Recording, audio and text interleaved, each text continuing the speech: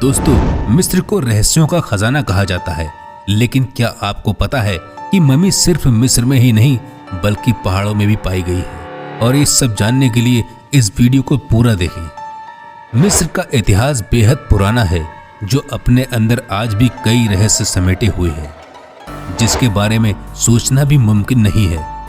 अक्सर वहां खुदाई में ऐसी मम्मी मिलती हैं जो कई बार लोगों के आश्चर्य को पहले से और भी ज्यादा बढ़ा देती हैं।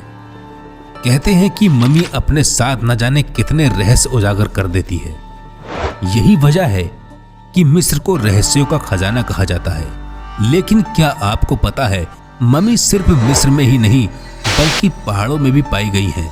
दरअसल 19 सितंबर 1991 में ऑस्ट्रिया और इटली के बीच फैली आल्प्स की पहाड़ियों पर एक मम्मी मिली थी, जिसके बारे में कई खास जानकारियां निकलकर बाहर आई हैं। सोशल मीडिया प्लेटफॉर्म एक्स पर वायरल एक पोस्ट के कैप्शन के मुताबिक 19 सितंबर 1991 में ऑस्ट्रिया, एल्प्स और इटली के बीच एल्प्स की पहाड़ियों पर दो जर्मन हाइकर्स को पहाड़ों पर एक शव दिखाई दिया था। पोस्ट में दिखाई दे रही तस्वीर में देखा जा सकता है कि पूरा शरीर बर्फ के अंदर धंसा हुआ है। इस दौरान शव का सिर और कंधा बाहर की ओर निकला हुआ है। इस शव को जब पहली बार जर्मन हाइकर्स ने देखा तो उनको लगा कि ये किसी पर्वत आरोही का शरीर हो सकता है, जिसके बारे में उन्होंने वहां के अधिकारियों को जानकारी दी। बर्फ में आधे धंसे मिले इस बॉडी का जब मेडिकल चेकअप हुआ तो चौंकाने वाली बात सामने आई, जिसके बारे में जानकर वो भी हक्के बक्के रह गए। दरअसल जिसे वो पर्वत आरोही समझ रहे थे, असल में वो एक 5000 साल पुरानी मम्मी थी। पुरातत्वविदों को इस बारे में जानकारी दी गई। अपनी रिसर्च में वैज्ञानिकों ने इस बॉडी को नाम दिया ओत्ज़ी द आइसमैन। रिसर्च में ये वैज्ञानिकों को पता चला कि ये बॉडी 5300 साल पुरानी है। इस दौर को कॉपर युग के नाम से जाना जाता है।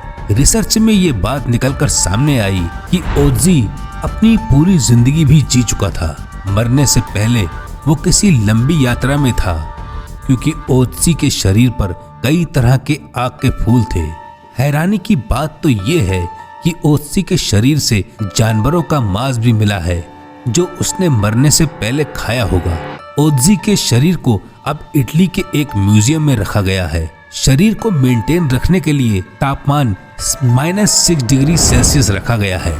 साल 2012 में 3D एनिमेशन की मदद से इस तस्वीर को बनाया गया, ताकि ये पता चल सके कि ओत्ज़ी कौन था और वो कैसे मिला था। तो दोस्तों, ओत्ज़ी के बारे में अगर आपको कोई जानकारी हो तो कमेंट्स करके जरूर बताइएगा।